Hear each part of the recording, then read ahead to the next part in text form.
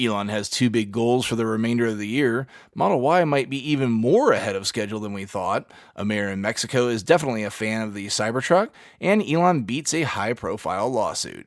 This is Tesla Tidbits episode number 560 for December 9th, 2019. This show is sponsored by my supporter Richard. If you're in the market for a new Tesla, please consider using his referral code. Ask your salesperson to use code Richard174 or go direct to the web link ts.la/Richard174 and pick up a 1,000 miles supercharging credit for your new vehicle. We start the day with Electrek reporting on another company-wide email sent by Elon. As we barrel toward the end of the year and the end of all U.S. federal tax incentives for Tesla, Elon has sent out a message to the troops detailing his two most important goals for the remainder of the year. Laying these priorities out, he said, quote, "The first is making sure all cars are delivered to their customers before the end of the year," end of quote. Definitely makes sense, as many folks ordering are likely looking forward to the $1,875 bonus on their tax forms for buying a Tesla. Following that, he said, quote, "The second, just as important, is that we immediately increase the rate of solar deployments by a significant degree," end quote.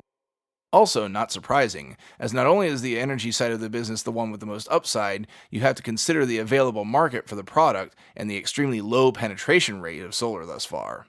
The energy side of the business saw a bit of a crunch while Model 3 launch spun up, as Gigafactory 1 ate all cell production in order to get Model 3s out the door at that time. But now, with production stabilized, in addition to new efficiencies, Gigafactory 1 can better support storage, and the energy side of the business can get some more focus.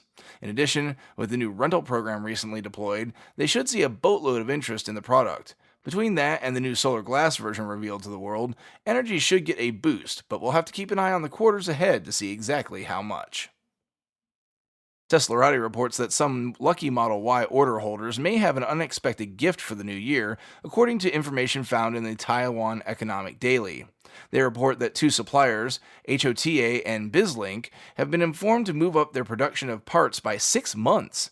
This is even earlier than was previously revealed by the Q3 earnings report that the company planned to begin production in the summer. As the article notes, we've seen a rather surprising number of prototypes in the wild as of late, much as we did with Model 3 as production neared.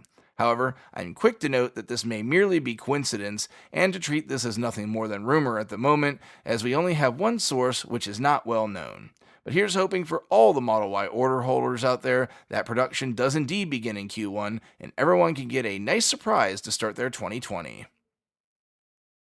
Staying with Teslarati, they have a story that supports my theory that small/medium business use is a perfect use case for Cybertruck.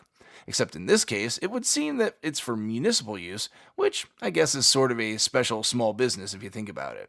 As always, I do apologize in advance for my pronunciation of foreign languages here, but hopefully I get this at least close. Mayor Adrian Esper Cardenas of Ciudad Valles in San Luis Potosi, Mexico, has ordered 15 Cybertrucks for his city's use. The mix includes 10 all-wheel drive versions as well as 5 tri-motor versions of the truck. On justifying the purchase, Mayor Cardenas said that they would primarily be used by the police force, though pulling water pipes and garbage containers would be another use case for the versatile vehicles. He further said that ordering the vehicles was a matter of common sense, offering a number of benefits to the municipality. I couldn't agree more on this front. As many have chimed in on my comments about fleet purchases for the truck, there's a future where most police forces are exclusively driving performance variants of these trucks. What more could you ask for? Super tough, low cost to maintain and operate, and an imposing look wrapped up in one package. Despite my current reservations about personally owning one, I'd be proud if my city ordered them up, that's for certain. Lastly, over at The Verge, but reported pretty much everywhere, in huge litigation news for Elon, the suit brought by Vernon Unsworth over Elon's tweet insult to him has ended. Unsworth's suit was for $190 million over a tweet insult that I think most everyone has already heard, so I'd rather not repeat it. Google it if you like. In the end, the jury took relatively little time to come back with a not guilty result, prompting Elon to say, quote, "My faith in humanity is restored," end quote. According to The Verge, the judge in the case made it very clear what points had to be satisfied in order to return a guilty verdict in a defamation suit. First, that the statements had to be made to a person other than Unsworth. Second, that the statements had to be understood to be about Unsworth. Third, that the statements had to be understood to mean that Unsworth was a pedophile. Fourth, that these statements were false. And fifth, that the statements were reckless. According to Carl Schusterman, one of the members of the jury, quote, as soon as we got to point 2, which was about being acquainted with Unsworth, we decided. The people that read Musk's tweet wouldn't have known who he was talking about, end quote. Indeed, the whole thing was a tit-for-tat sparring match that played out in public and boiled down to nothing more than a sophomoric name-calling situation on both ends. The problem is that when one of the name-callers happens to be worth billions, someone looks for a huge payday and wastes everybody's time.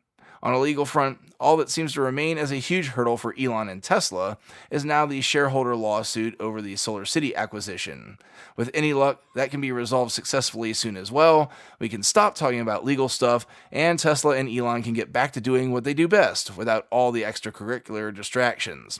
And hopefully, as well, Elon's learned a bit of a lesson on reining in his Twitter behavior, seeing as this is the second tweet now to land him in some hot water. That is it for today's show. Thanks to all my patrons supporting the show at patreon.com/Tesla Tidbits, and as always, a special shout out to all the super patrons supporting the show at the $10 plus level. They're Ryan Scarborough, Lee Sweet, William Henry Crew III, Dorian Steve Guberman, Ralph and Cheryl Waterhouse, Adam Raymer Brown, Megawatt Photovoltaic Development, Todd Sullivan, Mitch Long, Zortec LED Canada, Morven Ogg, Raymond and Deborah Malkowitz, T Sportline, Travis and Cheyenne Rush, Chris Hovis, Craig Murphy, Vicky Kirk, Ricky Johnston, Bien Concepcion, Nathan Garza, Paul Goona, Ed Patterman, and Sunil Joseph.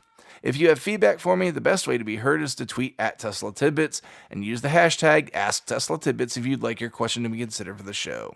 Until next time, keep it charged and hit the road.